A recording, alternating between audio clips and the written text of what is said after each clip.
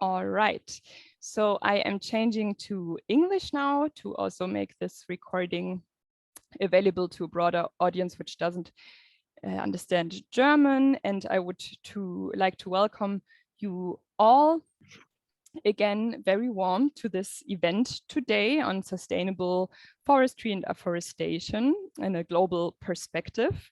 And this global perspective is very important to us as the Aktionsgemeinschaft Solidarische Welt, or Action World Solidarity, which is like its name is already saying, active for more worldwide solidarity, and is collecting donations in Germany already since the 1950s, and distributing these donations to partner organizations who initiate and implement their own projects in disadvantaged regions, and especially with disadvantaged parts or groups of the population in these regions or places. And this is currently in India, in Brazil, in the Western African countries, Togo, Burkina Faso, and Senegal, and in Southern Africa, in Zimbabwe, as well as the Western Sahara in the West. Yes, and all these projects, they are broadly or very centrally about strengthening human rights, especially women's rights, the protection and strengthening of the self-determination of discriminated or marginalized groups, and also the protection of the environment. And this year, the ASW, so Action World Solidarity, has the focus topic climate, nutrition, diversity, land use of our future. And this did not lastly originate from the fact that for many of our partner organizations, the access and rights to land, this is a very big topic in disadvantaged regions in the global south. And we're talking about disadvantaged or global south and north here, in acknowledging the fact that we are still living in a post-colonial world of power structures, which also have a lot to do with the appropriation and use of land in colonial history, where many European colonial powers appropriated lands and limited the self-determination of people in other parts of the world for the sake of a profitable economic system. And today we still have to deal with the ramifications of this. And this in very different aspects of economic and political and social life. And today we want to look at one of these aspects, which is how it also affects the current very important aspects of climate and nature protection. And we have a magazine on this focus topic, a Themenheft, in which we also deal with this topic, that also for climate protection and nature conservation, more and more land is required globally. For example, for afforestation, which is supposed to absorb the increasing carbon emissions and other emissions of human consumption or production processes, and which are of course also there to keep the biodiversity of the planet alive. And of course also humans live in and from forest as their livelihood, as a source of nutrition and energy. More indirectly, maybe people living in urban areas, but very directly also, for example, indigenous people living in or off and dependent on forests. And while we definitely also say that standing in healthy forests and trees have an unmeasurable value for human and wildlife on our planet, it is unfortunately, we can observe that in the context of global and local power structures, afforestation initiatives often go on the costs of already marginalized groups, which with uncertain land rights and livelihoods. And this is, most of all in the global south.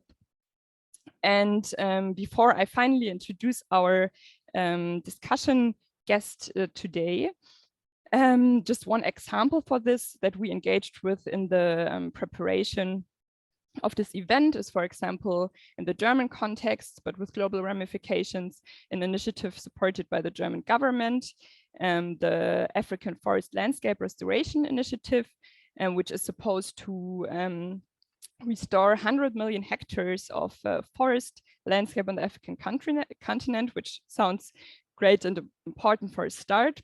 But civil society organizations like, for example, the Global Forest Coalition, which work with indigenous people and local communities, have documented and are criticizing that often, unfortunately, in the implementation of such initiatives, it's mainly large-scale and commercial tree plantations which dominate and which have negative effects on local communities and also biodiversity.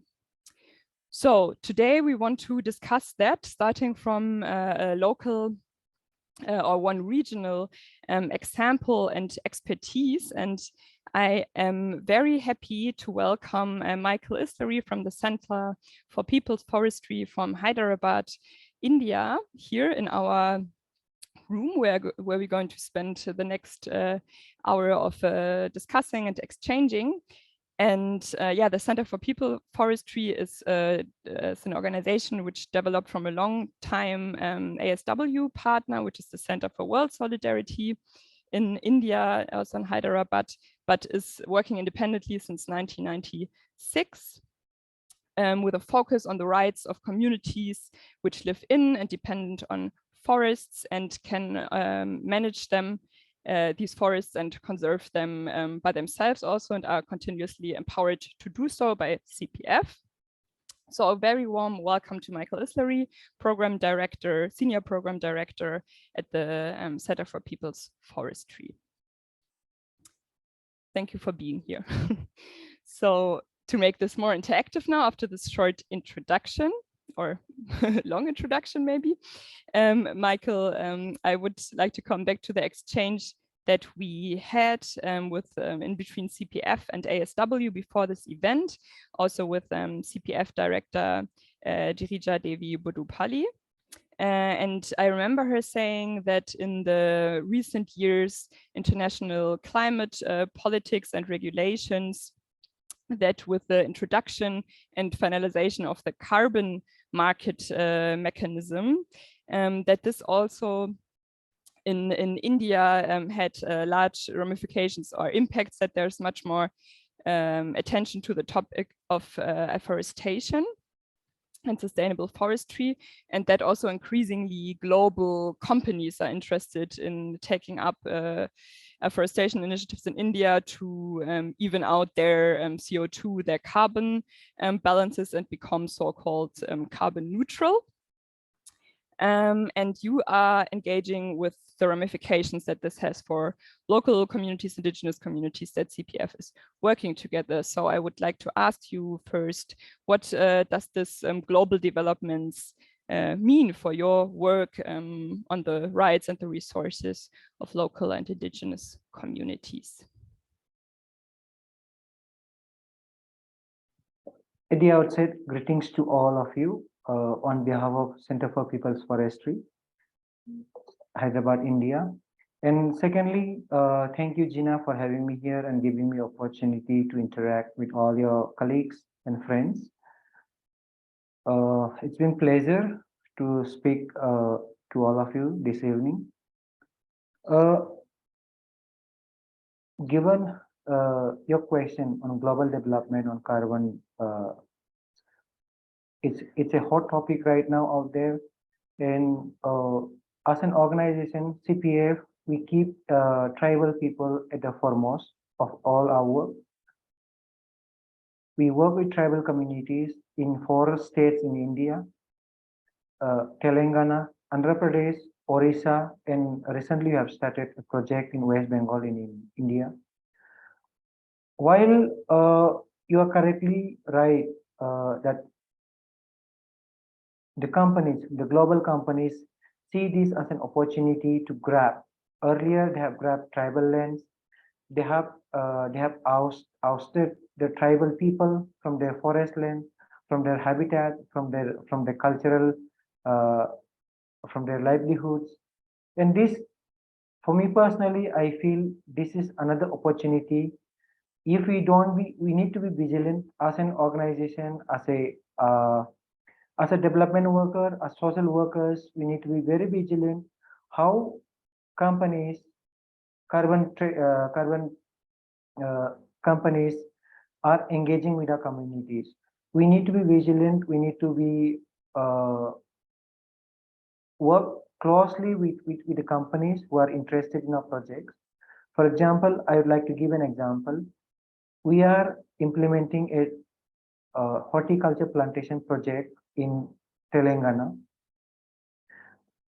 So this plantation program has been funded by Tribal Development Fund along with National Bank for Agriculture and Rural Development. So we are working with 500 tribal people there. So each tribal farmer will allocate 1 hectare of land to plant mango plantation. So along with mango, they also will plant other vegetables that will give them nutrition, that will give them increased income. And we are also, through this project, we are also looking at women empowerment. We are also raising awareness on health issues. So this is given this context, given this horticulture plantation context.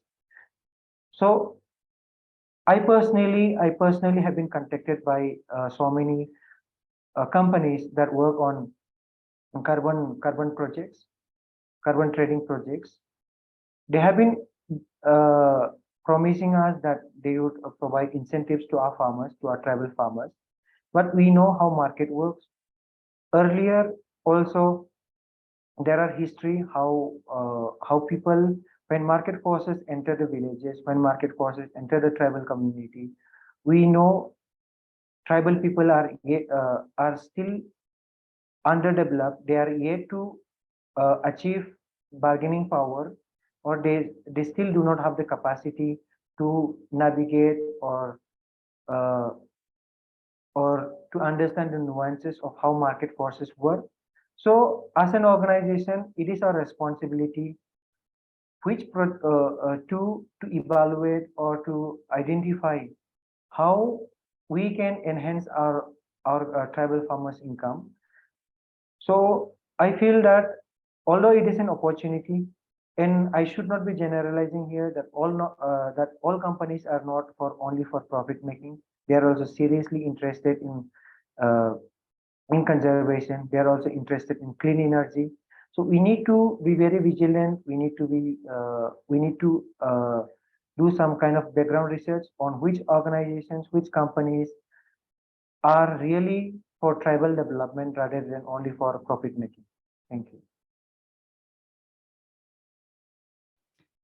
Okay, thank you for this first insight, Michael. Maybe like a question on that directly also.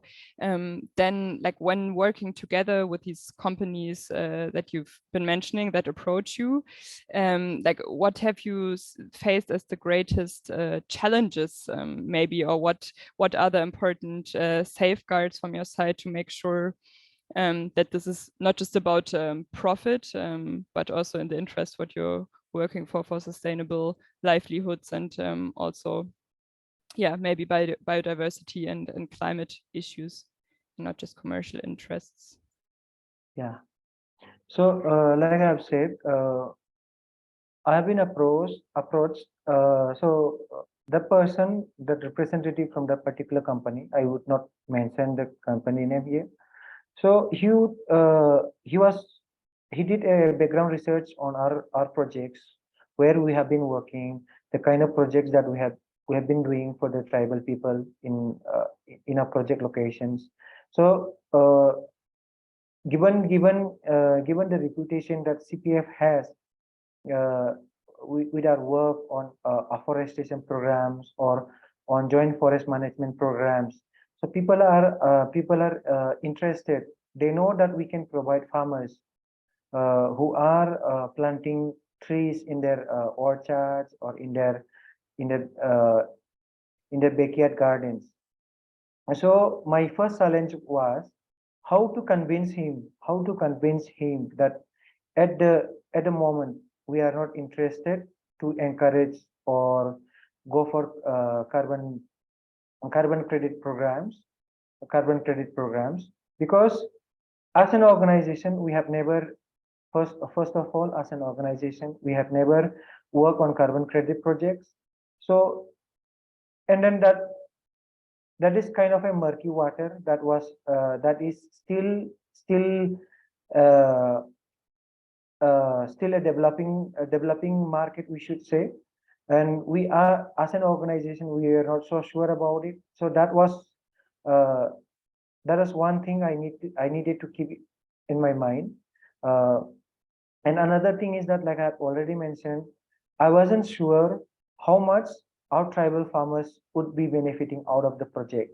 Second, thirdly, because carbon credit programs, they are data intensive programs. They are very much interested into numbers. How much are we investing? How many trees you have planted? By how many year or how many months you are going to get uh, uh, how many tons of carbon you are uh, offsetting out of the plantation. So all those calculations, I felt that will our tribal farmers be able to understand? Will our tribal farmers be able to provide the kind of data that these companies would be needing? So these were some of our concerns before we said yes to the program. But ultimately, we decided that maybe we still need to wait. We still need to wait for some time, maybe understand ourselves as an organization. So so that way we declined politely, saying that right now we are not interested. Maybe in the future, as we grow in carbon credit programs, as we learn more about it, maybe we can come back to that project later. But right now we are interested because we don't know, at the end of the day, we are not sure how much the particular company are interested in tribal's welfare. Although on paper, or at the beginning, before the signing of the program, people say that yes, this is for tribal development. Yes, we are interested for generating extra income for the tribal people. But then in reality, it doesn't happen like that. So that is that is it.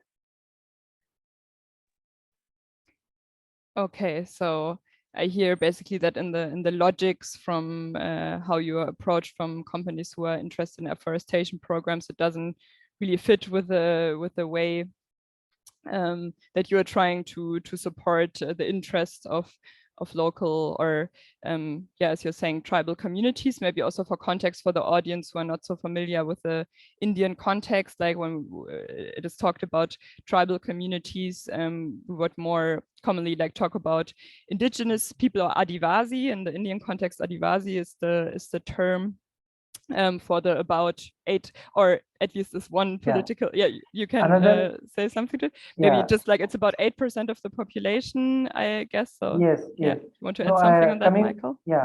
Sorry for interruption. Coming back to your term, yes, globally tribal people are called indigenous people or aborigines or First Nations or First People in Canada and elsewhere. In India, central India, tribals in central India are called as Adivasis, whereas people coming from northeast of India, comprising of 8 states. I also come from northeast of India. We call ourselves as tribals rather than Adivasis, because in the Constitution of India, or officially, it is called as scheduled tribes or tribals. And I'm proudly calling I'm proud to tell all of you that I myself am a tribal. So yeah, back to you. Yeah, thanks very much for the clarification, and also sorry if I was speaking out of turn. No.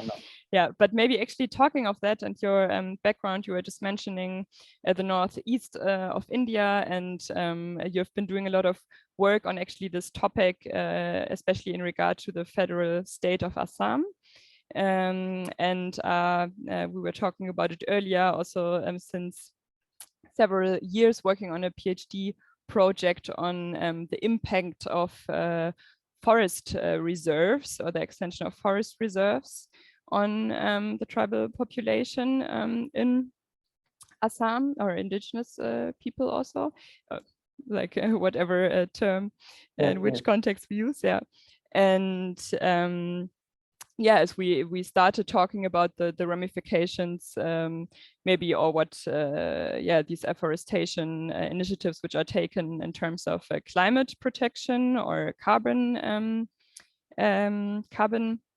emission neutralizing are taken, but there's also this other aspect of projects for nature conservation. And maybe some of you know that just in the last weeks, the United Nations Biodiversity Conference has taken place.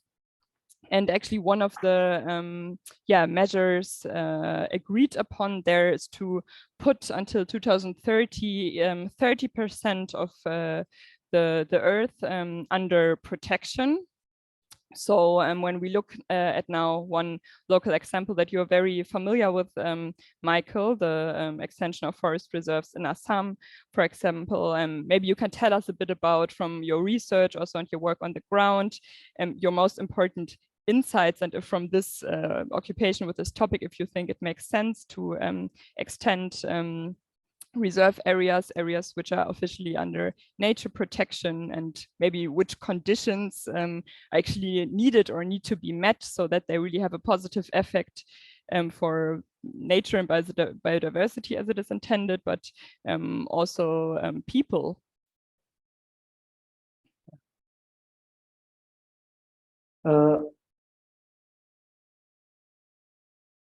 So yes, coming back to your statements on by 2030, 30% of the world should be covered by forest area, or there should be at least 30% of forest area across the world, across the globe.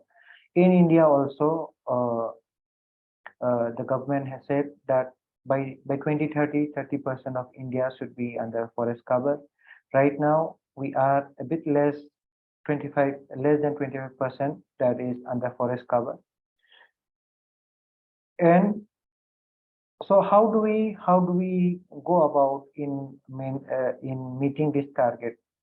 Maybe I'll come to this question later on, but your interest in my research topic, so I'll come to that. So first, I would like to give a background of the place where I did my research. So I come from a place called Bodoland region in Assam, in the state of Assam. It borders Bhutan. It borders the Himalayan kingdom of Bhutan on the north, and on the south we are surrounded by the mighty Brahmaputra river.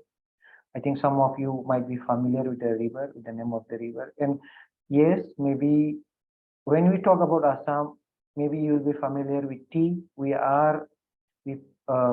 Assam is known for tea, and Assam is also known for one-horned rhinoceros. And so the research where I did my field work was like 10 to 15 years back. That the place was affected by civil conflicts. Tribal people were demanding for a separate state from the state of Assam. So given this, the whole landscape was in the middle of civil conflict, armed civil conflict. So given the situation, given the context of armed conflict, biodiversity conservation or forest conservation did not happen, because forest bungalows or forest rangers, forest guards were being kidnapped. Forest guards or forest rangers were being killed to a certain extent because they represent the government. So symbolically they represent government. So the insurgents who were fighting for the separate state, for an indigenous separate state of Bodoland, so they used to target the conservationists. So given this background, for 15 to close to 20 years, conservation did not happen there. in that location where I did my research. Given this background, lots of poaching happened locally where I work. One horned rhinoceros was completely extinct, completely being hunted by poachers. Although other wildlife populations, like maybe tiger, other deer or leopards, they survive. Because why they survive? Because Bhutan, the Himalayan kingdom was close by. It shares the boundary. So the wildlife population, they moved up on the higher altitude towards the mountainous ranges. So that way they survived. So this area is a protected area. I'm sure all of you or some of you might be familiar with these terms. So once in 2003, one of the insurgent groups, they laid down arms. They signed peace accord with the government of India and the government of state of Assam, and then they formed they formed a government, a regional government within the state of Assam. So in 2003, they initiated the restoring, or they started the conservation programs once again. So like I was mentioning, protected areas or national parks, they are very strictly conserved. People are not being allowed to access the resources. Only conservation is, they are allowed for research purposes, or maybe tourists are allowed for leisure or for recreational purposes. But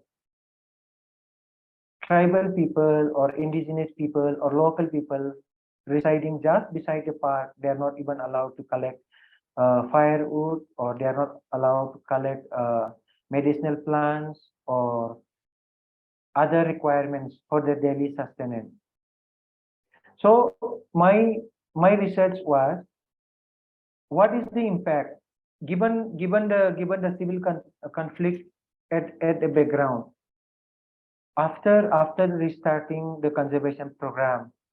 What is the outcome? What is the outcome of conservation in that landscape, socially as well as ecologically? I was interested to know what impact did conservation have on the local people, maybe in terms of livelihoods, in terms of culture, in terms of their well-being.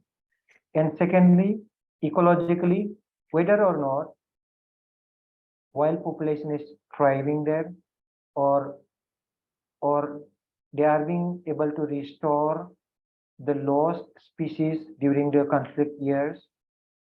So those were questions, those were some of the interests those were some of the questions that I wanted to do my research upon. And this is only one thing. And another within that, I wanted to compare with reserve forest. In reserve forest, at least there is some leniency. People are allowed to collect firewood. People are allowed to collect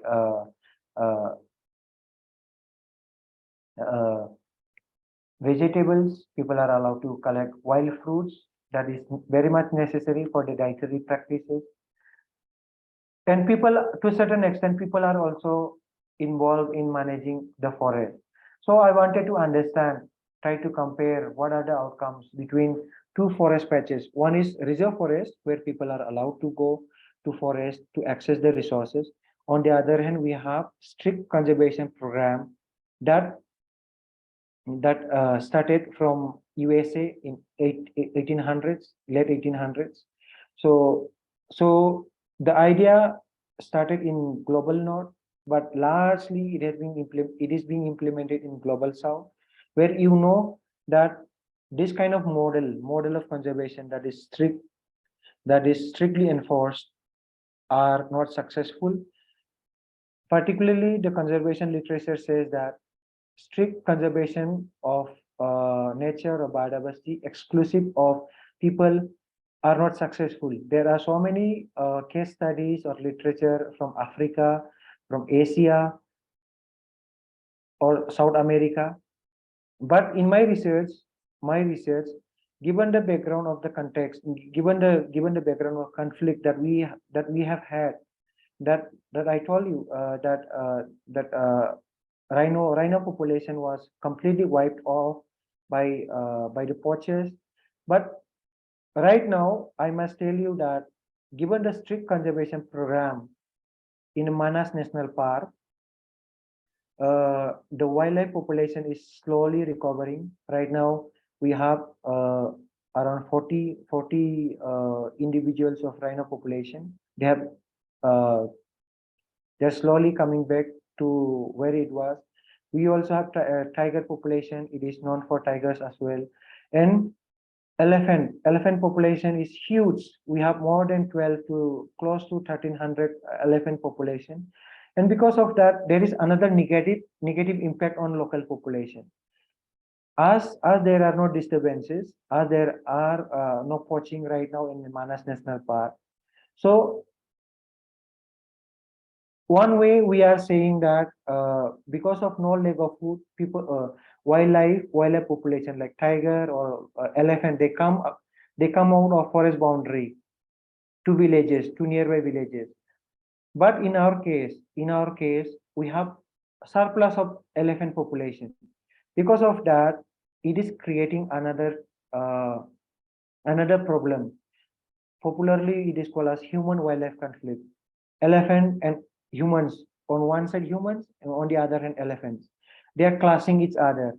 People living close to the park, they are living in danger from wild animal because that is one thing. That is one is human security.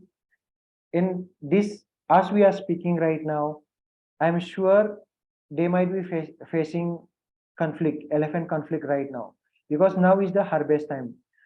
People in Assam, we mainly cultivate paddy, rice cultivation. We carry out rice cultivation, and now is the time for harvesting. So even if you store in your house, elephants will come. They'll destroy your houses. Or if the rice or the paddy is still standing on the paddy field, they'll eat away. And so the kind of losses people are they are suffering from economic losses. Human security is another thing. Thirdly, it also affects your mental thing, psychological aspect, because throughout the year you have invested so much of energy, so much of time to produce something to feed your family, but all of a sudden one particular night elephant comes and destroys your house. So these are the issues that we have where we are grappling with in Assam. So these are the side effects. Even though strict conservation programs has resulted in increase of wildlife population, has slowly regenerated the forest in Manas National Park, but these are some of the negative impacts. One thing, people are not allowed to access, although tourists do come and have their own leisure, and forest department, they are collecting revenues, but it never reaches to the people. So those are some of the things that that I am finding through my research. Back to you, Gina. Okay, thank you for sharing this. And if I understand you correctly, this is then that this also an outcome that this like a focus mainly or only on biodiversity or nature protection, then in this case has, for example, also negative ramifications on the human or the outcome for human communities. So I would like to ask you then again in a solution-oriented approach, like from the experience then of the work, also like both in your PhD, but also from CPF, like which measures or maybe then safeguards in establishing both like these nature conservation areas, or also maybe plantations which are then used for carbon storage in a documented way. Like what should always be taken into consideration that this is not the case, that like in this case you just said that biodiversity protection is not going on the cost of local communities, or that climate protection matters is not going on the cost of local communities. Maybe you can say something on that. So yeah, so I'll give example I'll give example from the same study area that I have done or the place where I come from. Going back to 2003 again, when the local government was formed, so they engaged tribal youths, indigenous local youths, who knew the area well, who knew the forest in and out. They are indigenous people. They are as we all know, indigenous knowledge is one thing. So the local government, the regional government wanted the youths to be involved in conservation programs. Lots of plantation programs were also taken up. The one thing objective was to provide them some kind of incentives, economic incentives to local youths. Because as we know, when you are unemployed, when you are not engaged in productive activities, you tend to, because you are living close to forest, you know the resources there. You tend to go to forest, maybe cut a tree and sell in the market. That way you can get, let's say, maybe 5,000 in Indian rupees. I'm talking about in Indian rupees terms. So that is more than enough for him to survive or maybe sustain for, let's say, 2 to 3 weeks. So the government, local government, they try to engage the local youth. And I must tell you, you'll be surprised to know that some of the youth later on, they mobilize the poachers who are hunting rhinos, who are hunting leopards. They are now mainstream conservationists now. So their model, it is really renowned now. Their model of conservation, it is called community-based conservation. They are involved in day-to-day management of the forest, but they are also they also provide community support to the local people. They provide skill development programs to local youths, to both men and women. They provide weaving training programs to the women as well as men. They also carry out nature guide training programs, hospitality programs, so to generate incomes. So that way, their incomes are being made, their livelihoods are being made. That is one thing. And secondly, from time to time, they also carry out plantation programs by involving school children, by involving college-going kids, college-going students, so that they are aware that that we need to conserve forest for our own well-being, for our own interest, or as well as the interest of the future generations, as we oftenly call. Coming back, our model at CPF is, ours is an organization. We are interested in forest conservation. We are for natural resource management, but not at the cost of communities, not at the cost of tribal communities. For us, tribal communities comes first, and nature or forest comes second, if I understood the philosophy of our organization correctly. But at individual level also, I know people who are only interested in wildlife research or biodiversity conservation, but I come from a place where I have known ecology, or I have grown with stories about wildlife from our ancestors. And so I know how to balance between both wildlife conservation or biodiversity conservation, as well as tribal interests for that matter. And yes, plantations should benefit local people. We need to carry out plantation programs. We need to plant local species of trees that provide benefit to the local people. Like for example, let's say in a place where we plant some commercial crop, or only fast growing commercial plantations like teak or maybe eucalyptus, yes, it will give incomes. But what about the local biodiversity? What about the firewood that local people would need? What about the fruits that birds would need? So those are things that we need to consider while going for this kind of carbon credit projects as well, because ecology matters. Like in Assam, it is moist. It is semi-evergreen forests are there.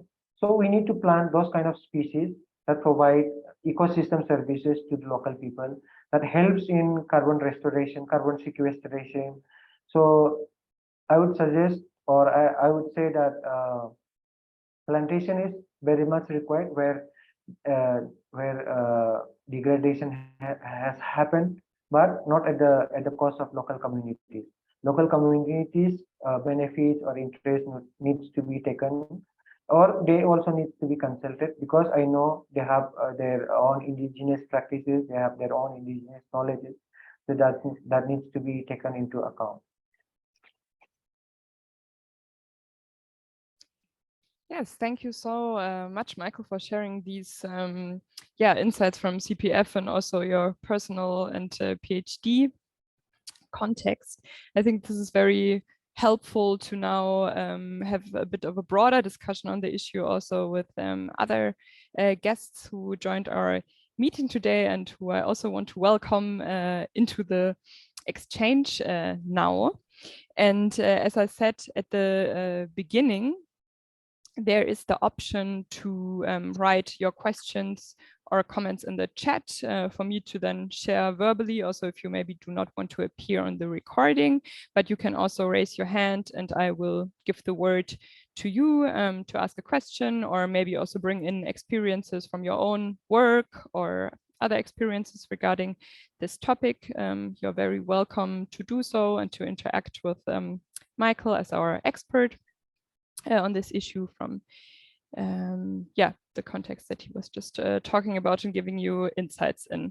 So please feel free to use the hand raising function or write in the chat now if you have any questions or comments.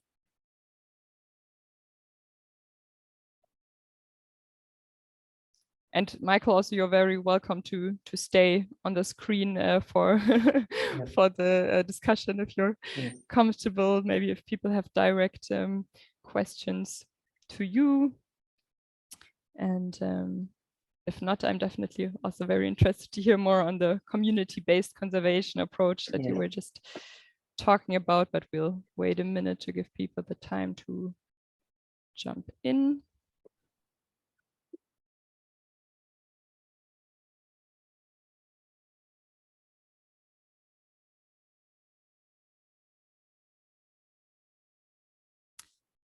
Okay, we have one participant with a video, and also if you put your microphone on, we can hear your question. You can ask it in English or German as you like. We have the translators to translate. I did not find the hand, but I find the camera. My question is that, of course, a good program, a good development program, and a good forestry program needs the collaboration of local people in the design. This is evident, because you need local knowledge. And I think in the carbon money affair, you have the companies who really need carbon, and they can have a better or not so good help, so much more or less interest in the local development of the people. But I think normally, or often they have an interest in not to produce some scandal, which makes them bad publicity. And if this is good handled, I hope there is a possibility to use this money for good action, locally positive action. And I know it's difficult to manage because there's so much bureaucracy, and it's the problem of the numbers. how is possible the participation of local people if you have to make so much numbers. But I think it's not necessarily a contradiction, ein Gegensatz. The interest of the company to have carbon credits, really carbon sequestered, and the local interests of better lives. The problem will be the connection with it, the local organization to organize it, because of course a smallholder, tribal people in some place in the mountains of India cannot contact and communicate directly with an international company. There's absolutely no possibility. And I would be very interested if there are experiences in this direction where you live. Okay, thank you for your question. And if you like, Michael, you can answer Yeah, directly to it. Yeah. So thank you for your question. It's interesting. So I'll share an example where that might help you, and that might clarify some of your concerns. In India, we have a program called compensatory afforestation programs. It is nothing but to plant trees to compensate for the felling of trees. For example, to make it more clear to our audience here, if a company wants to initiate or start a development programs, or let's say mining program in one of the forested location, let's say in Orissa or maybe in Andhra Pradesh. So as per the Forest Conservation Act of 1980, it says that for felling, let's say 1 hectare of trees or forest you have cut down, similar number of area of forest or 1 hectare of forest, you need to replenish it somewhere, you need to replant somewhere. So I'm going to share about this thing here. Through this compensatory afforestation program, India targets to absorb between 2.5 and 3 billion tons of carbon dioxide by 2030 by planting trees. That is one objective of the government of India. By 2030, we are going to absorb 2.5 and between 3 billion tons of carbon dioxide. But in reality, how does this compensatory afforestation is really playing out there? There is this article, I have recently read, that talks about, the title is India's Ghost Plantation, in which millions of rupees have been sunk, meaning has been spent, but on the ground, nothing has happened. There are examples that the author talks about. For example, in Rajasthan, the Forest Department of Rajasthan, on paper, they talk that some hectares, large hectares of land has been planted by trees. But that particular author goes and visits that particular place of a plantation program to see whether actually afforestation program has happened or not. To his surprise, he did not find any plantations. And another forest ranger, he says that it is not our responsibility, or maybe the goats, the livestock. In India, we have cows and buffaloes and goats, and they are being the communities, they graze in the forest. So the forest department is blaming on the people that we have planted, but it is the grazers, it is the livestock herders who have led for grazing. So they are simply washing off their hands, meaning, in reality, the plantation program did not happen. And another example that I want to share from Assam. Similarly, in Assam, same thing, to compensate for the loss of forest land, for the Subansiri Lower Dam project in Assam. The government of the Forest Department of Assam planted 1,87,500 trees, and to surprise of all, the location of plantation is in the middle of Brahmaputra River. How surprising is that? And the government of the Forest Department of Assam says that it has spent 6.3 lakhs in Indian rupees in that plantation, but on ground it has not happened anything.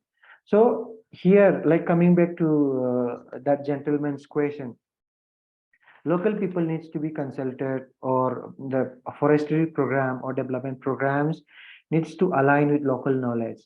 Yes, I truly agree to what he has raised, but actually how it is playing out, I think across the global south, not only in India, I think it is happening similarly. There are lots of crores, thousands of rupees are being invested for forestry programs, plantation programs. But I don't know how many of such programs consult local people. Of course, there are. I know there are certain programs. There are certain afforestation programs or forest restoration programs that are that give priority to local people's concerns. So those projects are successful in Uttaranchal, that is another Himalayan state in India. So in those states there are few examples that was successful because they involve local community. They give respect to the indigenous knowledge. So in those places, plantation programs did really good there. But in other cases where local peoples were not involved, where local people's development agenda was not taken into account, it utterly failed. Yes.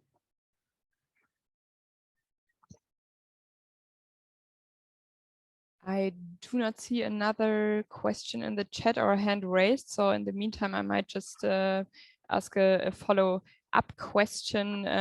Okay, now I see one, but just very quickly on this, and maybe just if you could add on in these programs where you say local knowledge, indigenous knowledge is taken into account.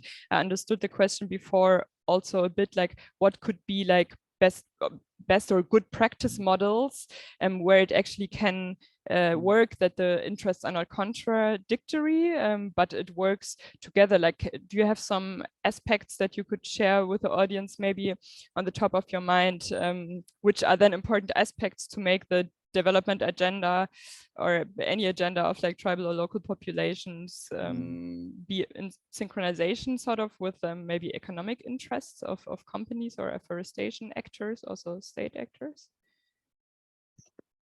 So there is another, should I answer your question along with the question that I see on the chat box, or there is by Christoph there is one question here. Yeah, I mean, I didn't read it yet, so if it has something to do with each other, feel free to take it into account already, and otherwise we can answer this after this question. Yeah, I just wanted to clarify again, so exactly you want to know more about the plantation programs, or you want to know more about government programs in India, plantation programs in India, or I just wanted to clarify. Yeah. Yes, I meant just generally coming back to the question also from the audience before, maybe just some aspects that can answer this open question in the room. Then how can we bring this together that it works at the same time for climate protection measures for companies, but also for local communities? Yeah. Yes, we are like again. As an organization, CPF is not against any companies per se. In fact, we are beneficiaries of them. We have been receiving funding from some like-minded companies that are really interested in conservation programs or plantation programs in this matter, in this context, or maybe in carbon credit programs. But then again, we need to evaluate, we need to analyze their project outcomes, what they really want us to do from such kind of programs. Because I said, the tribals, their land holding is very less. Their dependency is on forest resources for their livelihoods. And any such kind of plantation programs, it needs to be able to provide multiple benefits. One is like carbon offsetting, that it needs to be able to provide carbon sequestration.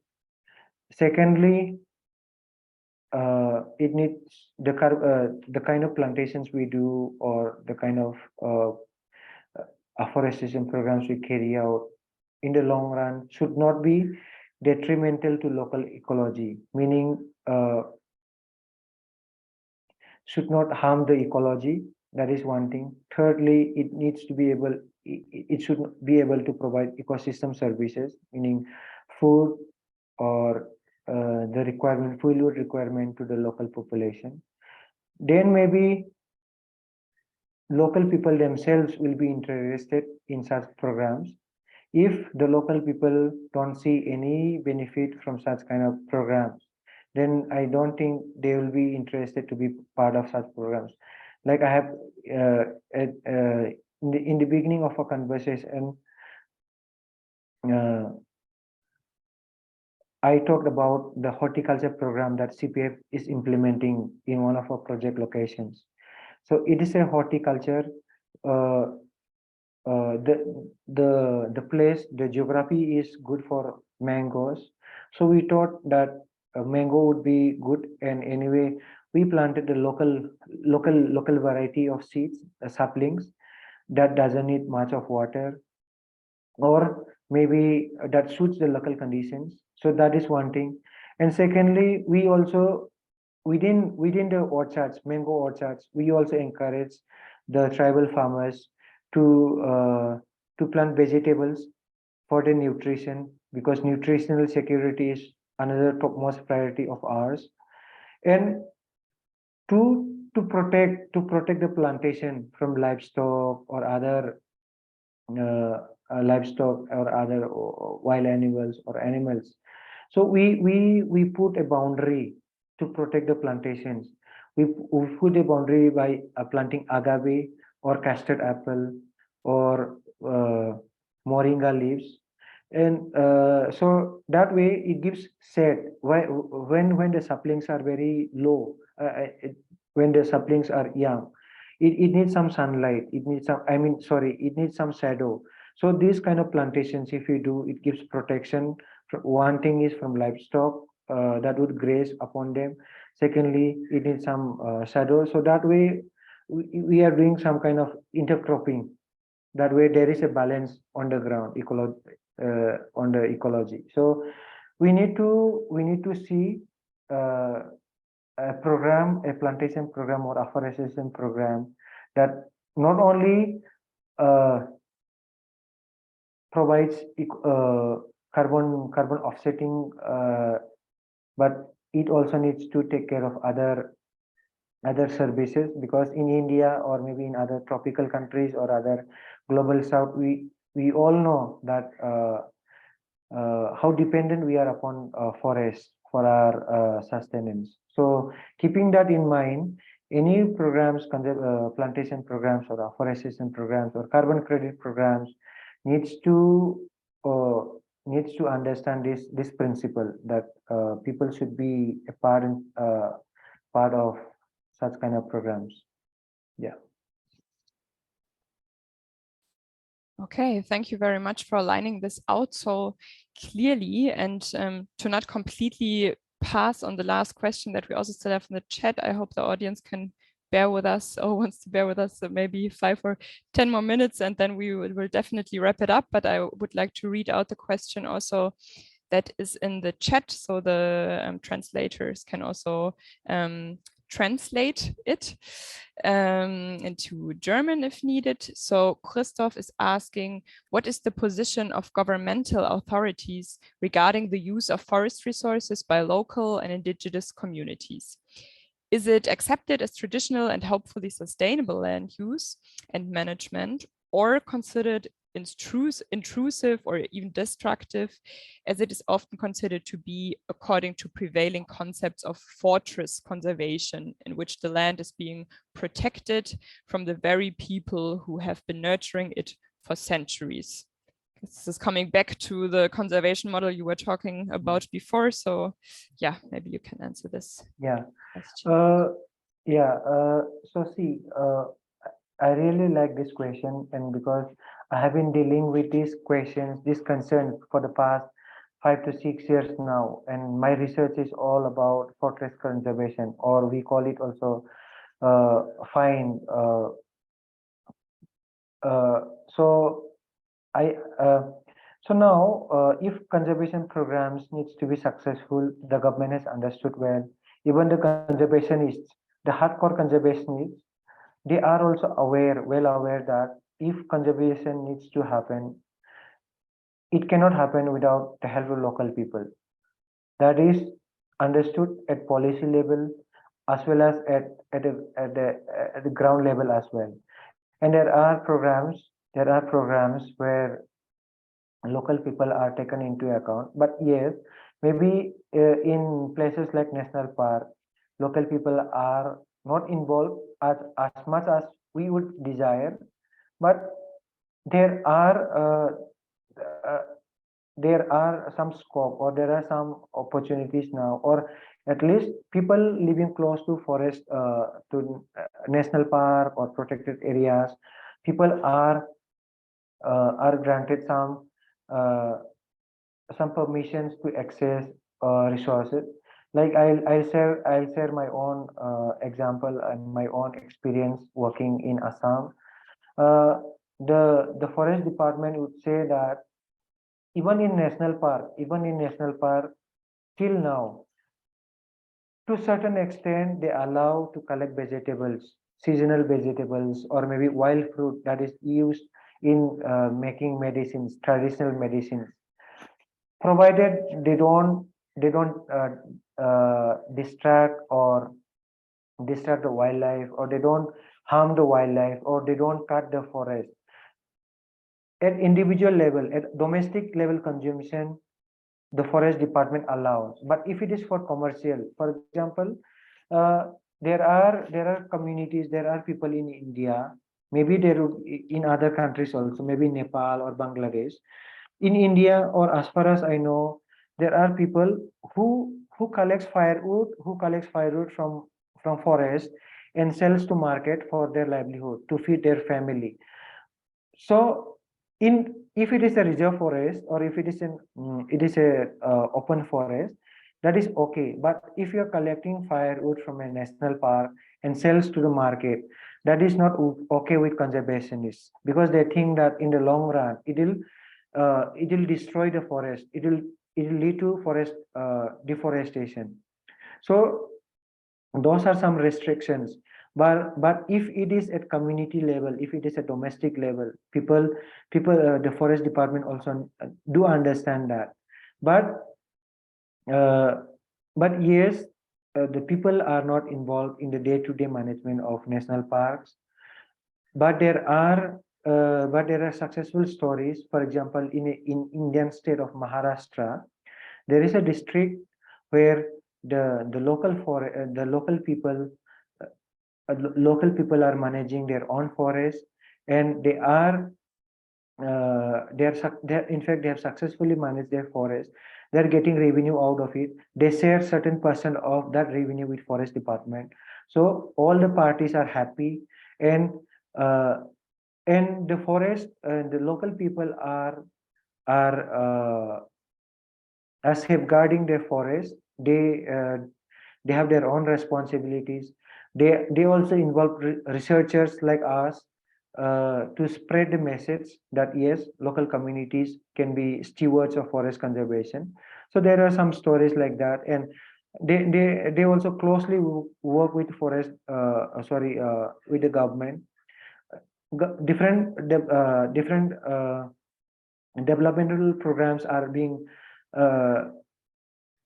converged with forest management. For example, in India, there is this program. I think some of you might know. We call it as MGNREGA, that is Mahatma Gandhi National Rural Employment Guarantee Act, that provides 100 days of employment to rural people. So within that program, and it is, I think, it is the largest rural employment program at rural level across the world. It is the largest flagship scheme of the government of India. Within this scheme, within this program, there are different like infrastructure development, road construction, along with afforestation programs. So through those programs also, forest conservation is happening, or tree plantation programs are happening with involvement of local people. I hope I have answered some of your queries, concerns.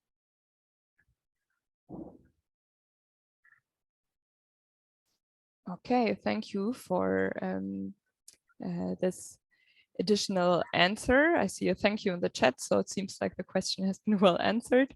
Maybe I see one question that can be quite quickly answered because it's a very practical one, so I will just also still pose it. It's in German in the chat, which was on the practical aspect which you are mentioning, to do fencing around the tree. So the question is like if it's worth the effort doing the fencing, and if this is compensated for, or how much it is calculated per tree.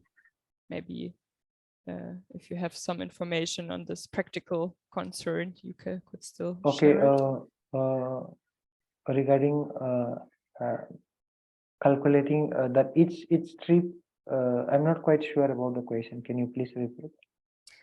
I mean, I can also read it in German, and then maybe the interpreters have a better translation than mine. Okay. So in German, it is, rechnet sich der Aufwand mit den Umzäunungen? Wird dieser adäquat erstattet? Wie viel wird pro Baum kalkuliert?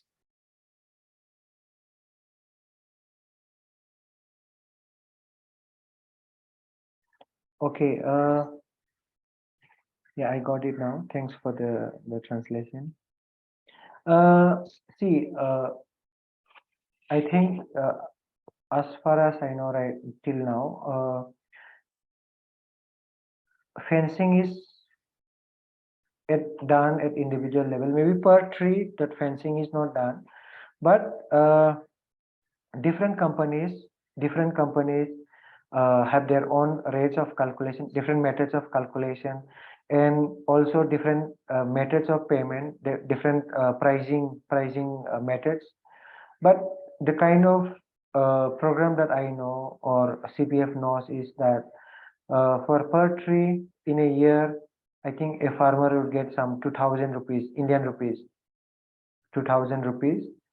So I don't know how much it comes in euro terms, but I think it will come how much, maybe less than, not even, I think maybe 20, maybe 30 euros, something like that.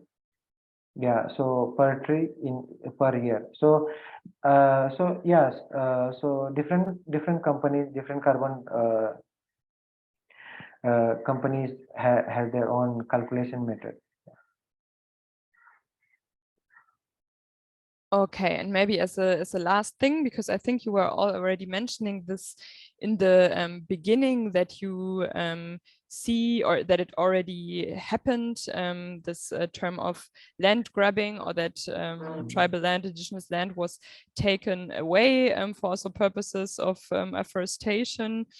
We have one question in the chat, or one supplementary comment from Ulrich Bosch, who posed a question before, who again says that that there is much carbon money now searching where to be invested, and will be probably more in the future.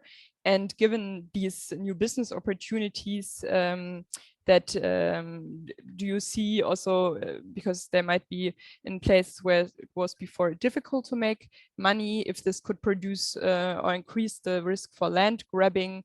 Yeah, do you see this problem at the moment or in the future? Just to Do you want to add something to this question? Mm. Or maybe I just would keep in mind specify- we are already over time, so maybe a No, short I want to addition. specify only because it's clear that where you can do, in case of commercial reforestation, for to use the wood and to sell the wood, there is land grabbing, of course.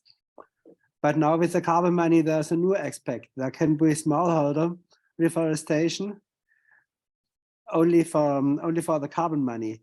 But this changed the economic situation, and this may attract other people to make this business. And when the land rights are not clear, the local people can be the losers.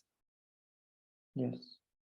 Yeah, I truly agree. I truly agree to what he has raised the concern.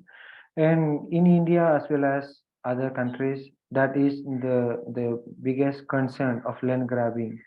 And it is happening, or I think it's already happening, that in the name of afforestation program, or in the name of carbon programs, there are land grabbing already happening in tribal on indigenous land or in tribal land. So it's already happening. And apart from that economic incentives, that how that economic incentives should work out for a tribal farmer or for a small landholder in India, this is another major concern of ours, that it should not lead to land grabbing. For example, for instance, I'll share an in India, the tribal lands, those who have been living on forest land before 2006, they are provided tenurial rights. That is called Forest Rights Act of 2006. And that act particularly provides two rights. One is at individual level, at individual rights. It provides a tenurial security to where you are living. It also allows you to carry out with livelihood activities, be it farming or be it career agricultural activities. And another is CFR, Community Forest Rights. That land belongs to the community of that particular village. So that comes a collective decision. For example, if a company, if I own a company and I want to invest in that particular forest land, I need to get a permission from that village committee. Until and unless I don't get a permission to carry out with my developmental agenda, I cannot do at all. But when it comes to this individual forest rights, IFR lands, right now our program, our horticulture program, is also happening on individual forest land. Tribal people who got their IFR land, we are investing or we are working on those lands. Now, for example, if a company tells me, Mr. Michael, in a year I'm going to pay you 50,000, but you are not allowed to do anything apart from planting trees. In one way, I think that already is a land grabbing, because I'm at the mercy of a company, because I do not have a bargaining rights. I don't have a right, or I don't have a capacity how to engage with the company. So that is our concern. That should not happen in the name of climate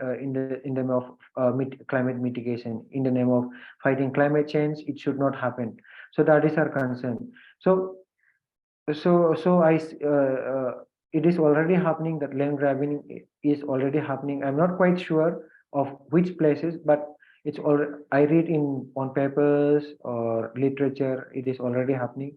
So that is also our concern, that in the name of carbon credit, it should not lead to land grabbing of tribal lands, because after long fight with the government, at last the tribal people got their land, they got a tenurial security. So it should not go back again to some company, some private company who are for profit making. Okay. Thank you. Yeah, also from me, thank you for elaborating on this, Michael. And with a look on the time, I'm afraid we already have to close now, but I think this, what you just said, it's also a very good closure to go out with and come back to what you began with, that we have to stay vigilant, like no matter if we're working in the economic sphere or maybe also in NGOs who work with climate or nature protection, as well as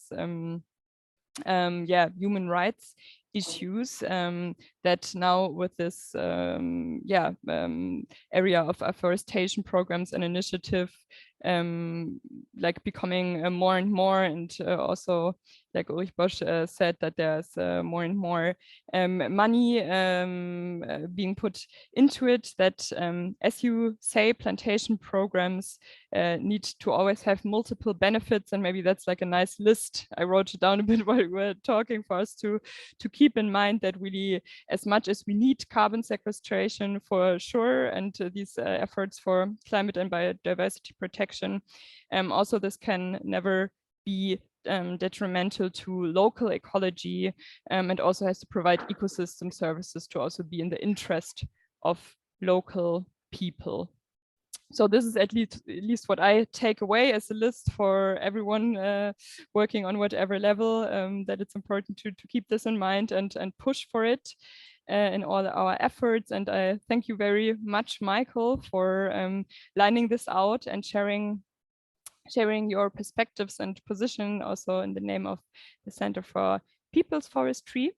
And of course, I also thank everyone else for listening to the discussion or also taking part of it. I very much hope you could take something away from it. And also, of course, thank you again for the translators for making this possible. And my colleague Marek, who did the technical support in the background. Michael, I don't know if you still have something that you definitely still want to say before we close the meeting, then the last word should be yours. I just want to thank you, first of all, for giving me this opportunity to interact with all of you this evening. It is also a learning experience for me. I mean, to talk to a group of people who are not on the same side, meaning like we don't speak the same language, but then it was possible due to our technical support or through our interpreters. And for me as well, it was a learning curve. I would see that way.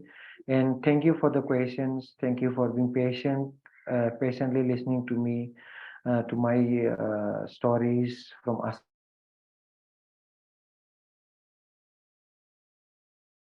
Oh, now, unfortunately, Michael, at least I cannot hear you. I think your image froze. Can you still hear me? Okay, I am afraid we lost Michael at the last meters, but maybe then I switch back one more time to German und sage auch nochmal auf Deutsch sehr vielen Dank an Sie alle und verabschiede Sie in den wohlverdienten Feierabend mit dem Dankeschön auch nochmal von Michael in den Ohren, leider wenn auch unvollständig, dass er gerade nochmal gegeben hat mit dem Aufruf, genau, alle weiter zu lernen miteinander, und ich hoffe, wir sehen uns zu anderer Gelegenheit nochmal wieder in einer dieser Veranstaltungen zum gemeinsamen Lernen. Michael, we have you back now.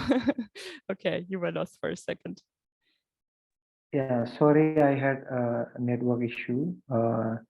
So I was saying, thank you for having me. Thank you for giving me this opportunity to speak to all of you this evening and share some of the insights that I have learned over the years through my research experience in Assam and elsewhere in India. Thank you for the questions. It was really interesting questions, and it was a learning curve for me to speak to a group of people who don't speak, who English is not as their first language. Although English also is not my first language in India, of course we speak Hindi and other regional languages, but still us Indians are known for their English throughout the world. But so that way, at first it was kind of a it was kind of a scary for me how I would interact, and because this was my first speaking to an international group of audience. So I mean, of course, I have presented before, but then this was different altogether. But that was a nice experience, I would say. And thank you once again for listening to me patiently. Yes, thank you so much. I think we can all say you mastered that well for sure, and we are very thankful for sharing your experiences. I also see in the chat a lot of thank yous for your practical insights. So now let's close the evening with this round of thank yous and gratefulness to each other, and I hope everyone has a good rest of the evening. Bye. Goodbye. Goodbye.